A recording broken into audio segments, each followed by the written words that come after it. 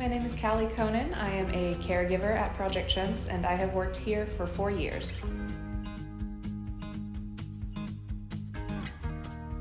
So my day starts with making sure the chimps get their breakfast and their medications. I also help negotiate with them to clear rooms that I can clean. And by negotiate, I mean in order to get them to clear out a room, I have to offer them something that is worth giving up that space for a little bit of time. So one thing we use is we will use breakfast, we will use enrichment. So I will figure out what it is that motivates them, what they are willing to trade that space for, so that we can keep it clean and sanitary for them.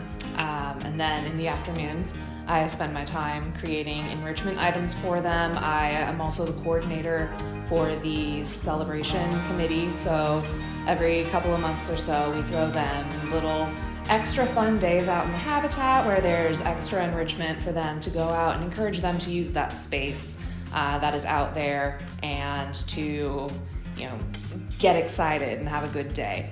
And when I'm not doing that, I will be creating different scatter items, or I will be working on fire hose items to hang up in their villas.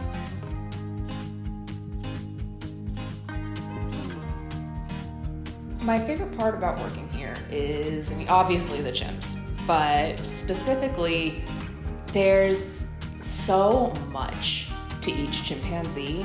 There's a whole person in there, and getting to know each individual personality and picking up on the little subtleties, figuring out what their signs that they're ready to take their food are, figuring out when they're uncomfortable and what I can do to make them more comfortable, figuring out who their friends are, who they get along with, who they maybe don't necessarily get along with quite as well, and just watching them grow and learn as individuals. Recently, one of them, an adolescent female named Mandy, started coming out of her shell. She used to be very quiet and shy, and now she's playing with other chimps, she's playing with humans, she's asserting herself during mealtime. So being able to see things like that is just really amazing. There is an adolescent female in the Dorothy, Joe, and Tilly villa. Her name is Haley, and she is very smart, she's very curious, and she's very mischievous. Now, one of her favorite things to do is to spit on people, and she does this to get a reaction, but she also does it kind of just as a way of interacting with the world on the other side of the mesh.